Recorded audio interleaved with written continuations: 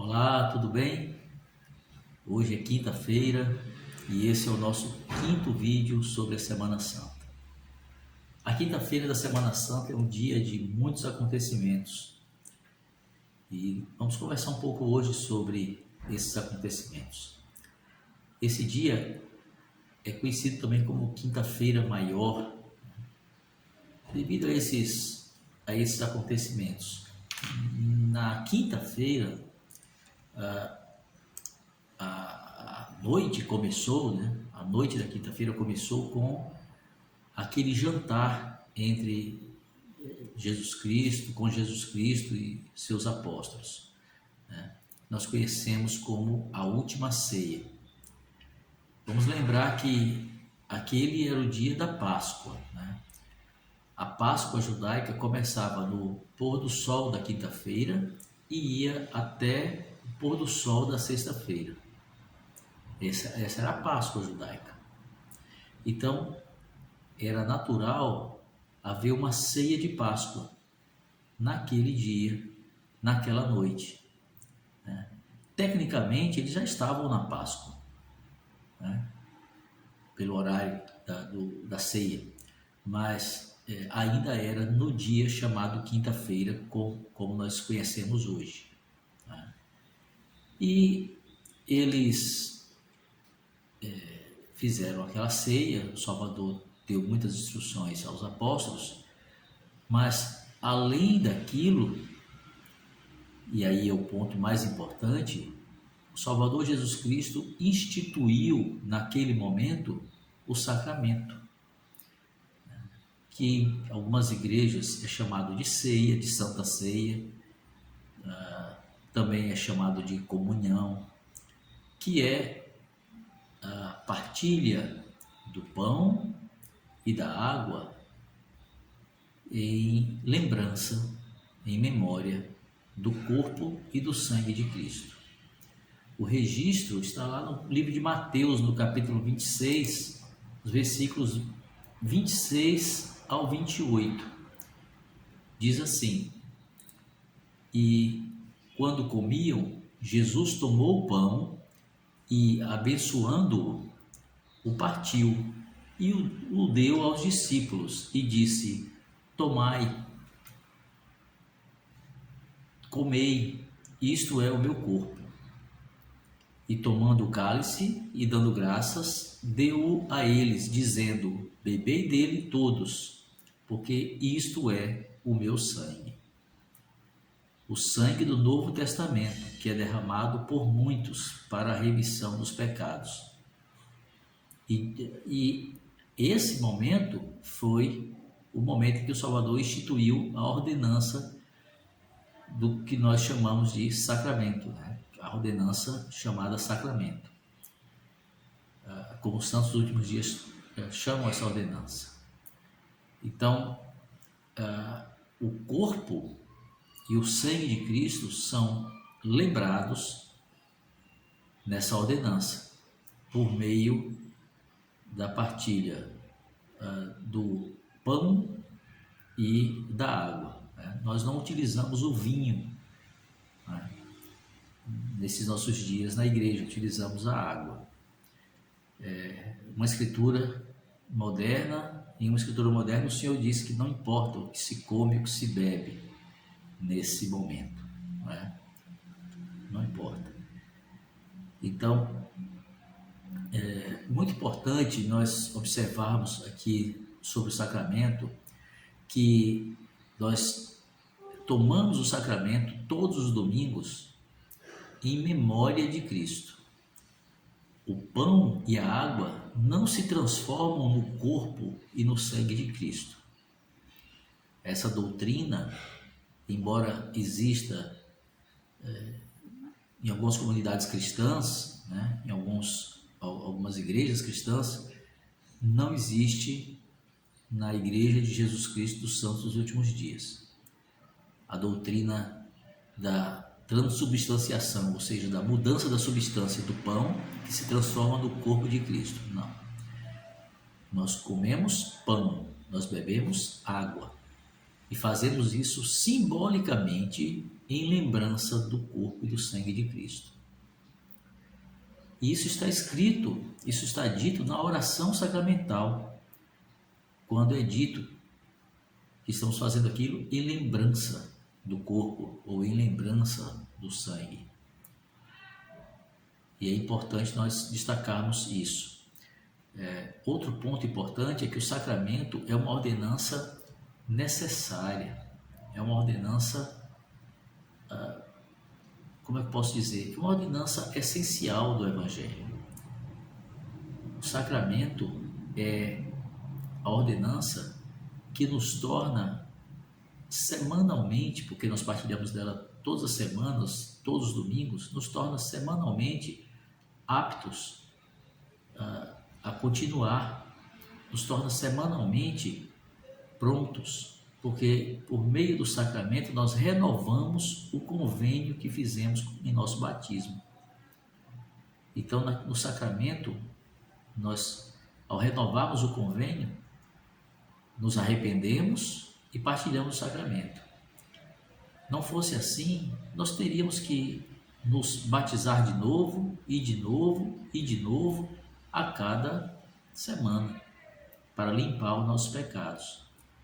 O sacramento renova os nossos convênios batismais. Um detalhe muito interessante no sacramento, eu costumo associar o sacramento ao selamento, né? Se nós observarmos bem, no sacramento, a noiva, que é a igreja, está se preparando, tomando sobre si o nome do noivo, que é Cristo, né? Tem lá, tomar sobre si o seu nome. É a esposa que toma o nome do marido. E é isso que nós fazemos ali. A igreja é a noiva. E falamos sobre isso quando falamos aqui em um dos vídeos anteriores sobre a parábola das 10 virgens. Então, naquele momento, o Salvador instituiu essa ordenança que é realizada todos os domingos, que é a ordenança do sacramento. E essa ordenança, ela não é uma ordenança opcional, né? Não é uma ordenança que, se eu não tiver ela na minha vida, está tudo bem. Não, ela é uma ordenança necessária a todos que se tornam membros da Igreja de Jesus Cristo dos Santos Últimos Dias. Ela é uma ordenança que nós precisamos fazer após nos batizarmos. Tá? Aí eu não posso partilhar do sacramento antes de me batizar? Não há nenhum problema, não há nenhum impedimento. Tá? Mas aquela ordenança, as palavras da ordenança são para as pessoas que fizeram o convênio do batismo. Então, é para essas pessoas que o sacramento tem um efeito de gerar essa renovação do convênio feito, tá? Muito bem, tem um detalhe interessante naquele momento, naquela conversa que o Salvador estava tendo com os apóstolos enquanto ceava e instituiu o sacramento. O Salvador, naquele momento, fez uma afirmação. Ele disse, a Escritura diz assim: e enquanto comiam, o Salvador disse, em verdade vos digo que um de vós me há de trair. Ele estava falando sobre Judas, né? Que Judas faria a traição ainda naquela noite, né? Entregaria ele aos seus opositores ainda naquela noite. Mas olha, que coisa interessante, o versículo seguinte diz assim: e eles, os apóstolos, entristecendo-se muito, começaram cada um a dizer-lhe: porventura sou eu, Senhor? Eu queria destacar essa frase, que às vezes passa despercebida, né, por nós. É muito comum quando existe alguma situação daquele tipo, né? Quando se coloca uma situação como aquela do Salvador ter dito que alguém iria trair, é muito comum as pessoas já olharem para o outro, né? Apontar o seu dedo acusador ou lançar dúvidas sobre o outro. Não precisa ser sobre traição a alguém, a um mestre. Sobre qualquer situação que se coloca, alguém fala numa mensagem sobre um tipo de pecado, a pessoa já pensa em alguém, já pensa, mas fulano deveria ouvir sobre isso, fulano deveria saber mais sobre essa questão. E é uma tendência do homem natural, que é inimigo de Cristo, apontar o dedo acusador para o outro, acusar, imputar ao outro um pecado, um erro, uma falha. E é não apenas pela ação direta de dizer que o outro é assim, mas às vezes lançando dúvida sobre o outro. Talvez ele seja assim.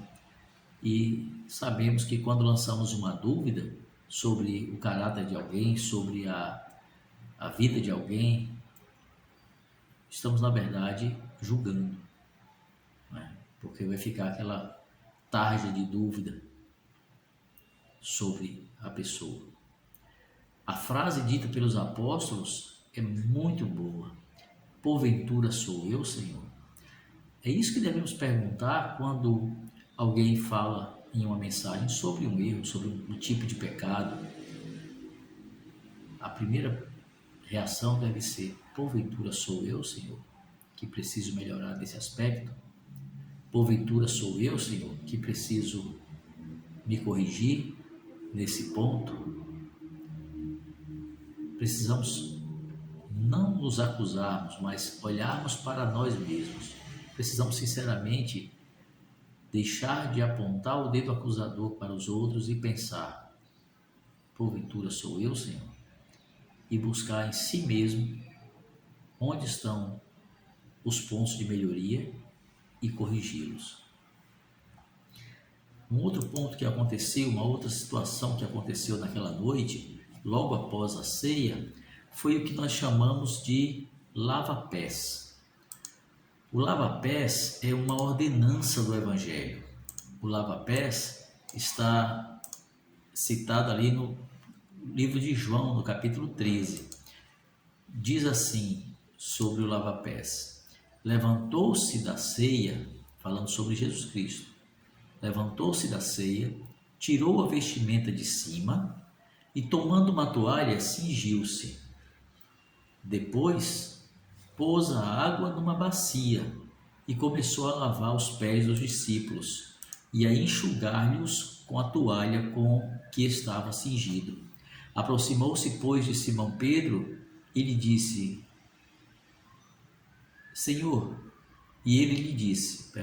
Senhor, tu lavas-me os pés a mim? Respondeu Jesus e disse: o que eu faço não sabes tu agora, mas tu o saberás depois. Disse-lhe Pedro: nunca me lavarás os pés. Respondeu-lhe Jesus: se eu não te lavar, não tens parte comigo. Disse-lhe Simão Pedro: Senhor, não só os meus pés, mas também as mãos e a cabeça. Disse-lhe Jesus: aquele que está lavado não necessita lavar senão os pés, pois no mais todo está limpo.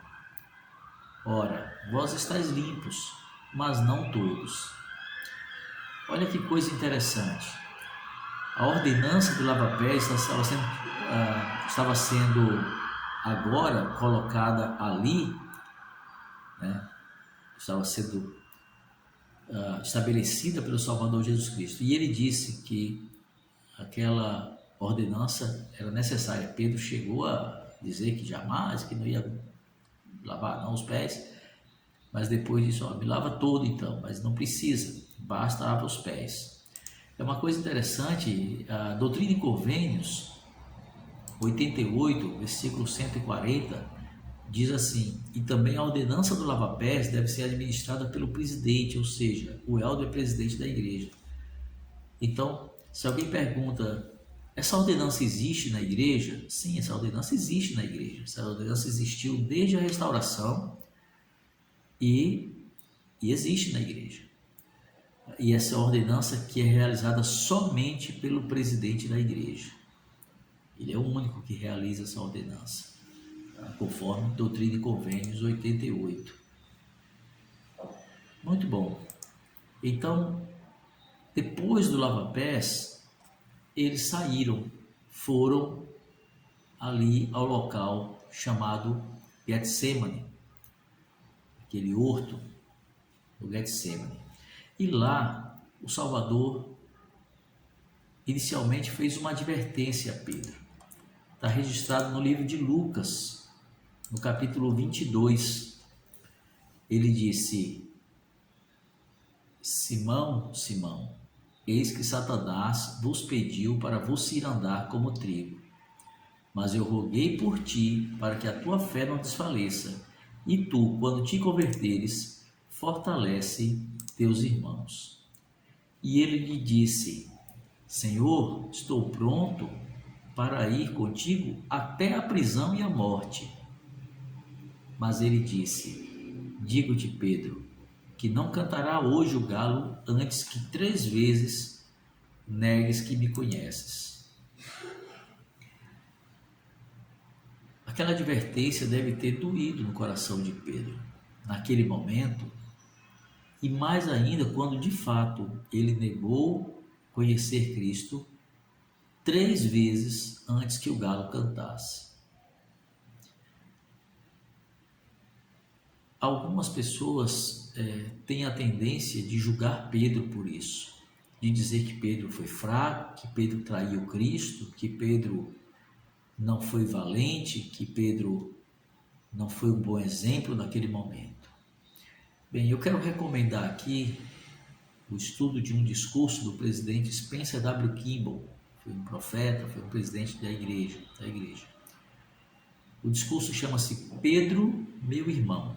Se você buscar no Google, você vai encontrar Pedro, meu irmão, em que o presidente Kimball fala sobre aquele momento de Pedro, fala sobre Pedro. Pedro era um homem maravilhoso. Pedro, se tinha aquela impulsividade, corrigiu. Pedro, se em algum momento teve a sua fé vacilante quando mergulhou na água, afundou, não podemos esquecer de quanta fé ele teve depois, quando foi crucificado em nome do Salvador. Pedro valentemente liderou a igreja após a ascensão de Cristo. Valentemente Pedro comandou a abertura da pregação do Evangelho para os gentios. Pedro foi um dos maiores homens que já existiram. Mas e aquele momento em que ele negou Cristo por 3 vezes? Bem, se pararmos de apontar o dedo acusador para Pedro e perguntarmos: porventura sou eu, Senhor? E mudarmos essa frase, essa pergunta para: eu faria diferente, Senhor? Vamos lembrar que o próprio Senhor disse que não era para usar espada, não era para usar nada de violência contra os romanos. Pedro, quando tentou defender ali no Getsemane com a espada, o Senhor não permitiu. Curou a orelha lá do soldado e não permitiu. Ele, em vários momentos, disse que ele teria que passar por aquilo, teria que morrer para ressuscitar. Ele disse que deveria se sacrificar. E ele tinha dito que Pedro iria guiar a igreja. Pedro estava lá no Monte da Transfiguração. Pedro estava ali no jardim do Getsemane, mais próximo de Cristo, junto com Tiago e João, que formaram a primeira presidência naquele momento. Talvez Pedro possa ter pensado: ora, se eu partir para a guerra agora, para salvar Jesus Cristo, eu não vou conseguir salvá-lo e vou morrer junto, e morremos todos nós juntos e acabou tudo. Talvez Pedro tenha pensado isso. O fato é que Pedro foi um homem honrado. Pedro não era um covarde. Nunca foi. E ele não traiu Cristo. Ele negou Cristo 3 vezes. E fez isso como uma forma de sobrevivência naquele momento. Apontar o dedo acusador para Pedro é esquecer de perguntar: faria eu diferente, Senhor? É uma boa pergunta para se fazer. Depois daquele momento, o Salvador proferiu uma oração junto a seus apóstolos. Orou ao Senhor, que é conhecido como oração intercessória. É talvez uma das mais lindas, é certamente uma das mais lindas orações já registradas nas Escrituras. Eu não vou ler a oração inteira aqui hoje, porque ela é comprida, ocupa todo o capítulo 17 do livro de João. Mas algumas coisas são muito importantes naquela oração. Naquela oração, ele diz ao Senhor, ao Pai, a Deus, que havia consumado a sua obra. Ele entregou a sua obra, ele disse: eu já terminei, já completei. Naquela oração, ele pediu ao Pai para cuidar daqueles que estavam com ele ali, os apóstolos, os seguidores dele, os discípulos. Ele pediu para cuidar, porque eles tinham crido e estavam sendo fiéis.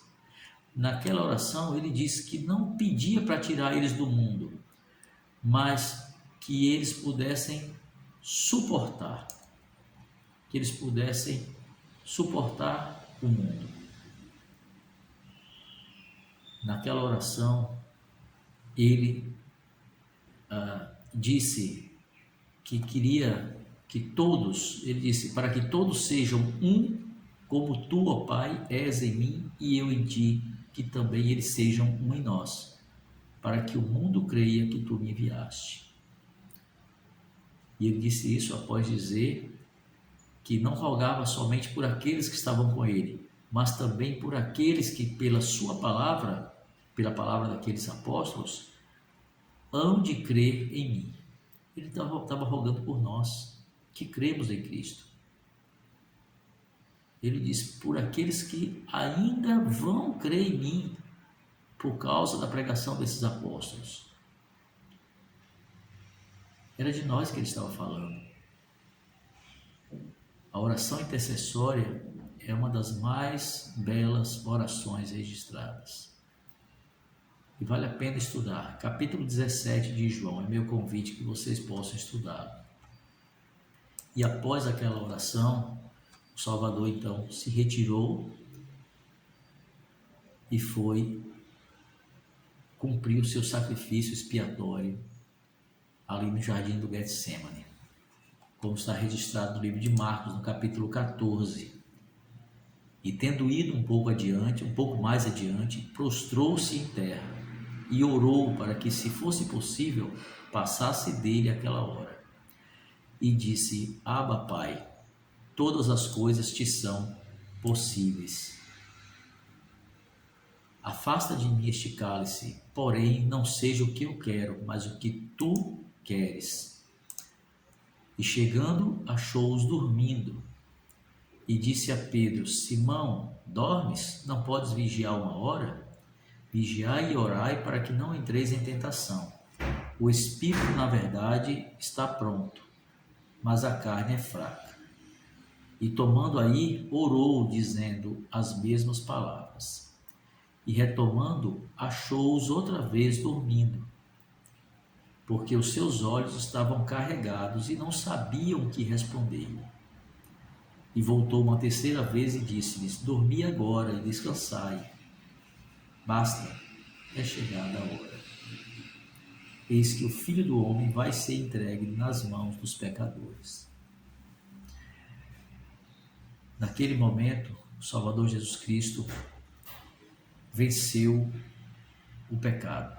Naquele momento, ele suportou sobre si as dores e os pecados de toda a humanidade em toda a história. Naquele momento, ele fez tudo o que era necessário para que nós pudéssemos ser livres da condenação eterna. bastando a nós nos arrependermos e segui-lo. Por causa daquele sacrifício, nós não precisamos sofrer. Por causa daquele sacrifício, nossas fraquezas de todo tipo, nossos erros de qualquer natureza, nossos pecados, todos eles podem ser perdoados. Por causa daquele momento, nós temos esperança. A nossa esperança está em Cristo pelo sacrifício que Ele fez ali no jardim do Getsemane. Ele fez um sacrifício depois no Gólgota, vamos conversar sobre isso amanhã, onde Ele venceu a morte física. Porém, foi no jardim do Getsemane, naquele momento, que Ele venceu a morte espiritual. Eu sou eternamente grato ao meu Salvador por Ele ter feito isso por mim, para que eu não precisasse sofrer, para que eu não precisasse para que eu não fosse tragado pelo mal. Que possamos ponderar sobre esse sacrifício que o Salvador fez. Ele fez esse sacrifício naquela noite da passagem da quinta para a sexta-feira. Não muito depois, já ali no finalzinho da noite, na madrugada ainda à noite, o Judas chegou com aqueles que o acompanhavam para levar Cristo. Mas esse é um assunto para amanhã. Que nós possamos ponderar sobre os acontecimentos dessa quinta-feira e fazer o nosso melhor para seguirmos aquele que é o nosso Mestre, o nosso Rei, o nosso Senhor e nosso Salvador. É isso. Até amanhã.